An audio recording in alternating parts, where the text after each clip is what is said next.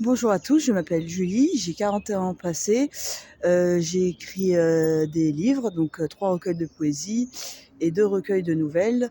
Donc les recueils de nouvelles, c'est un peu des recueils psychologie, développement personnel et beaucoup de choses que j'ai constatées dans ma vie privée, dans l'observation par rapport à mon entourage et aussi en travaillant, parce que je travaille en crèche. Et j'ai l'impression que quand on travaille en crèche, il y a vraiment 2 mondes. Il y a les gens lambda et à nous, les professionnels de la petite enfance. Alors, je vais vous donner des exemples concrets pour que vous puissiez mieux comprendre. Alors, par exemple, j'ai lu des livres sur Dolto, sur Françoise Dolto, donc la fille de Dolto.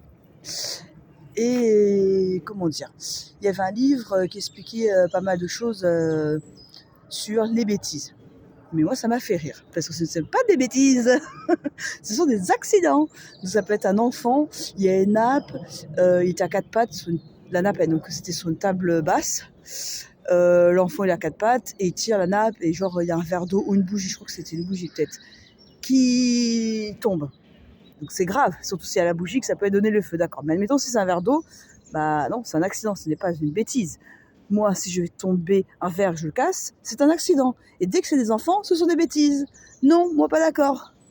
Ou par exemple, il y avait un papa, dans la dernière image, il fait la peinture et je crois qu'il fait tomber le seau de peinture, parce qu'il était sur un escabeau. Et on dit c'est un accident. Et moi j'étais là, mais pourquoi le petit qui fait tomber le verre, c'est une bêtise? Et le papa qui fait tomber la peinture, c'est un accident. Eh ben non. En fait, tout est des accidents. En fait, les bêtises, par exemple, c'est plus si l'enfant est prôné un feutre, un crayon à papier, de la peinture et qui dessine sur tous les murs d'appartement. Ça, c'est pas bien. Oui, ça, c'est une bêtise. Ou un autre exemple, si l'enfant il fait tomber son assiette, c'est un accident, parce que ça peut arriver. Ce n'est pas une bêtise. Par contre, si l'enfant il prend l'assiette et qu'il fait exprès de faire tomber par terre sur le sol, ça, c'est pas bien. Ça, c'est une bêtise. Donc voilà la nuance. Et j'ai l'impression qu'il n'y a que les professionnels de la petite enfance qui réalisent ça. Autre exemple, la douleur, si on a mal.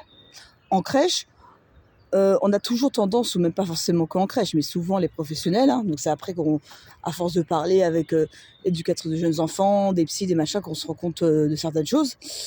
Et ben, on a tendance, ou même des parents, l'enfant, je sais pas, il tombe sur un Lego, c'est souvent un peu le cliché, il se coince un truc de porte, ou il y a un copain qui le tape, on a envie de dire tout de suite, on le rassure, on le prend dans les bras, ça c'est très bien, mais on a toujours envie de dire, ça va aller, c'est rien. Mais en fait, non, c'est pas rien.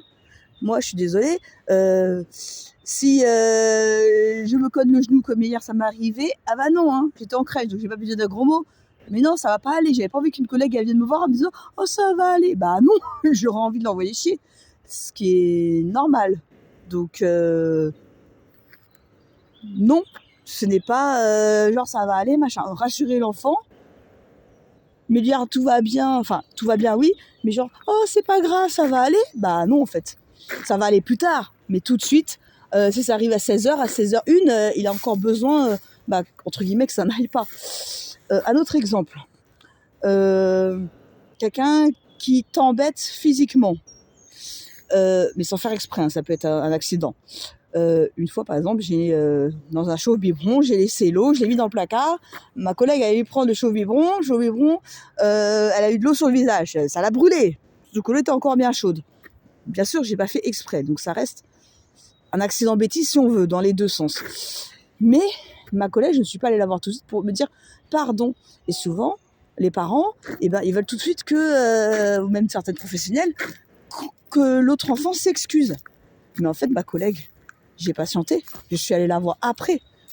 Déjà, je savais qu'elle allait m'envoyer chier, donc c'est pas très agréable. Et en plus, je savais qu'elle était dans l'état où elle ne peut pas recevoir mes excuses. Donc, un enfant qui mord, qui tape, machin, oui, il doit s'excuser, mais on n'est pas à la seconde près. Il faut attendre 1 minute. On n'est pas obligé de tout de suite, quoi. Il y avait un autre exemple aussi, mais je sais plus, il y en a tellement. Ah oui. Alors ça, c'est trop drôle. C'est les gens, de manière générale, qui disent oui, fais un bisou à l'enfant, nanana, nanana. Mais en fait, alors on va me dire c'est quoi le nanana, nanana, parce que ça veut rien dire. C'est dans le sens, allez, fais-lui un bisou, un câlin pour lui dire au revoir. Mais en fait, l'enfant n'est pas obligé. Il y a des gens qui vont dire, mais c'est de la politesse. Ah, parce que quand tu vas chez ton boulanger, que tu vas chez ton pharmacien, que tu vas chez le médecin, tu lui fais la bise, toi. Tu lui fais un câlin. Ah bon, j'étais pas au courant.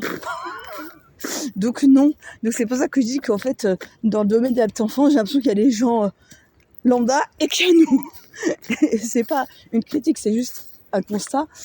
Et du coup, bah, je voulais vous partager ça aussi pour vous faire comprendre, parce que je me dis, peut-être grâce à cette vidéo, il y a des gens qui vont dire, mais en fait, elle a raison. Moi, si, sans faire exprès, mon mari, il met bouillon de la main quand je suis en train de cuisiner, j'aurais envie déjà de m'occuper de ma main avant que le mari soit dans mes pattes pour s'excuser, parce que j'aurais juste envie de l'envoyer bouler. Donc j'ai pris cet exemple-là, mais ça peut être pour les autres exemples. Donc voilà. Sur ce, je vous souhaite une bonne journée. Moi, je suis à la forêt avant d'aller travailler. Bonne journée, à la prochaine.